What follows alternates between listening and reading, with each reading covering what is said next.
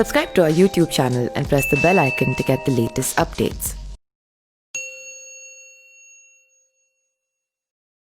नमस्कार, मैं पिंटू सिंह यादव आप सभी का स्वागत करते हैं न्यूज़ लाइव में। दोस्तों, बिहार में विधानसभा चुनाव नज़दीक है और विधानसभा चुनाव में अगर भारतीय जनता पार्टी के साथ किसी पार्टी की लड़ाई होती है तो भारतीय जनता पार्टी के जो नेता हैं उनका अलग विचार बदल जाता है। उनके जो बोलने का लहजा होता है वो कहीं ना कहीं अलग दिशा में जो है चला जाता है और इसी को लेकर भारतीय जनता पार्टी शायद फेमस है। जिस तरीके से अगर लोग उन पर वोट करें तो बेहतर है, नहीं करें तो देशद्रोही हैं, और ऐसा ही मानकर भारतीय जनता पार्टी चलती है। और इसी को लेकर इस मुद्दे को पूरे देश में जिस तरीके से प्राथमिकता के साथ दिया जाता है, आप इससे अंदाज़ा लगा सकते हैं। आप सभी को पता होगा दिल्ली का विधानसभा चुनाव, दिल्ली के विधानसभा चुनाव में आप देख सकते हैं कि किस तरीके से यहाँ के सांसद लोगों का मुंह जो है वो फट गया था।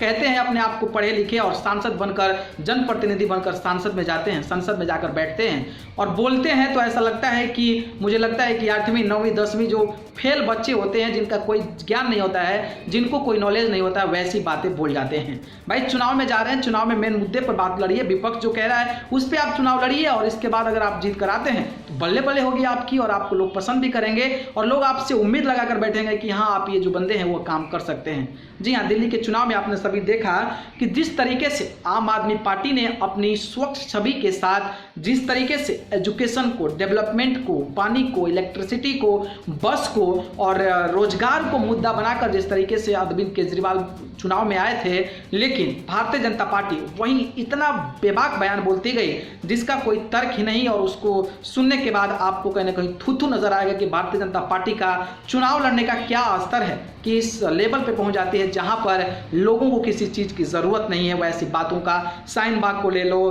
धारा 370 ले लो, केजरीवाल को आतंकवादी कहना ले लो, गोली मारो सालों को ये ले लो, ऐसे बयान देना कहीं ना कहीं ये छोटी राजनीति को बताता है और ये बताता है कि इस पार्टी के जो नेता हैं उनकी कितनी बड़ी सोच है। चलिए हम बात करते हैं, ये तो सब बता दिया आपको कि क्या था, आपने ये सारी चीज़ें सुना होगा, लेकिन अब हम बात करेंगे बिहार के विधानसभा चुनाव में। विधानसभा चुनाव में जिस तरीके से 15 साल के लालू प्रसाद यादव के राज को जंगल राज कहा जाता है और कहा जाता है कि उस राज में बहुत ज़्यादा हत्या हुई थी, मर्डर हुई थी, गैंग रेप हुआ था, लूटपाट हुआ था और ऐसी सारी चीज़ें जो है उनके सरकार में हुई थी। अब बात ये आती है कि जब 15 साल पहले हुई थी तो जनता ने उनका जवाब दे दिया, जनता ने वन को बाइकाट कर दिया, साइड कर दिया। अब जो है 15 साल भारतीय जनता पार्टी और जनता दल यूनाइटेड को जब मिली है तो बिहार में उन्होंने क्या उखाड़ लिया है, आखिरकार बिहार की राजनीति में क्या ऐसा चमका दिया है जो कि बिहारी लोग बाहर जाकर गर्व से अपना सीना टाइट कर बोले कि बिहार के हैं हम। ऐसा मुझे नहीं लगता है कि कोई चीज़ किया है, भले ही हवा में बात होती है कि ये हो गया, फ्लाइट डेगा हुआ, ठिकाना हो गया, चिलाना हो गया, ये सारी चीज़ें होती है, ठीक है, मैं मानता हूं कि थोड़ा बहुत होता है, लेकिन आपको 15 साल दिया गया है जिसमें कि आपको पूरा का पूरा चांस था कि आप बिहार को बदल सकते हैं। और बिहार में शिक्षा व्यवस्था की क्या बदहाली है मैं आपको ना बताऊं तो बेहतर है, आप खुद इसका अंदाजा लगाते हैं। रोजगार का क्या इंपॉर्टेंट है बिहार में आप सभी को अंदाजा है। रेप, मर्डर, हत्या क्या क्या हो रहा है आप सभी को पता है। उनके नेता जाकर मर्डर कर देते हैं, उन पर केस तक, मुकदमा तक दर्ज नहीं होता है, आप इसी से अंदाजा लगा सकते हैं। और जब 15 साल के लालू राज के लालू के बेटे जब तेजस्वी यादव मैदान में आते हैं तो वो नौकरी देने की बात करते हैं, शिक्षा की बात करते हैं, बिहार के विकास की बात करते हैं, तो भारतीय जनता पार्टी के नेता उस चीज को भुलाकर वहीं 15 साल के पुराने ख्यालों को थाली में वो बर्तन लगाकर जो है पीटते नजर आते हैं। आप इससे एक सोच बनाइए, एक मानसिकता बनाइए कि जो भारतीय जनता पार्टी है उनके नेताओं की क्या सोच है, क्या मानसिकता है, कहां से ऐसे लोग आते हैं जो इस प्रकार के मुद्दों को डाइवर्ट कर ऐसे बयान दे जाते हैं जिसको लगता है कि वही सबसे बड़ी चीज है और वही सारी ऐसी चीजें हैं। क्योंकि बहुत सारे ऐसे बयान आए हैं। तेजस्वी यादव ने खास करके युवाओं के लिए 10 लाख नौकरी की बात की थी, प्रेस कॉन्फ्रेंस किया था और बोले ठेठ बिहारी हैं, हम उस काम को पूरा करेंगे। लेकिन एक महाराज जी हैं जो कि महाराष्ट्र गए हैं, सीएम रह चुके हैं बीजेपी के, और वो बिहार के प्रभारी, चुनाव प्रभारी हैं देवेंद्र फडणवीस।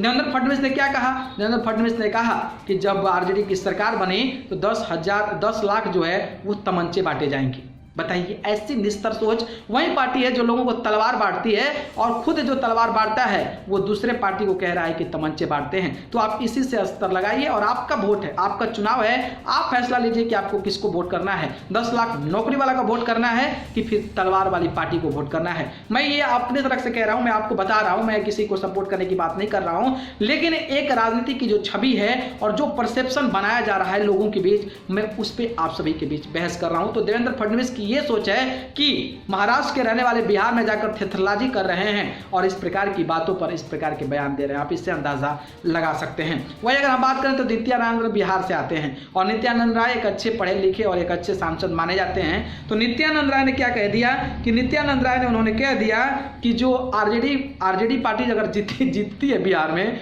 तो जो कश्मीर में आतंकवादी हैं वो इधर आ जाएंगे, बिहार में आकर शिफ्ट हो जाएंगे।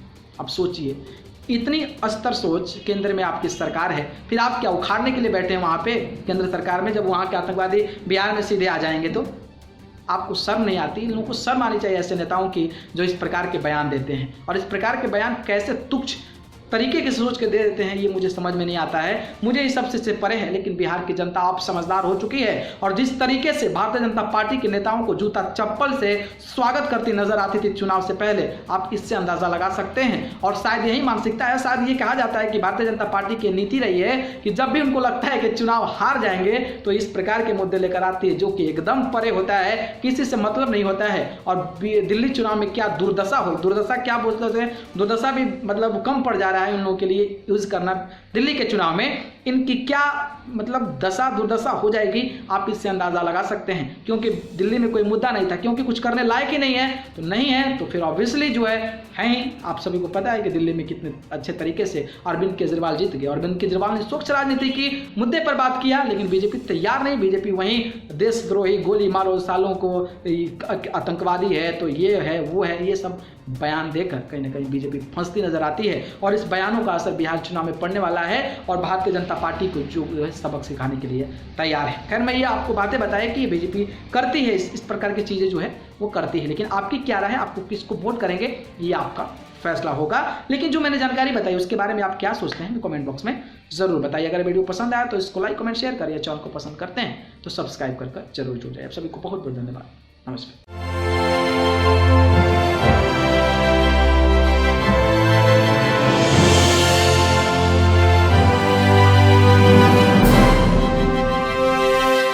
Subscribe to our YouTube channel and press the bell icon to get the latest updates.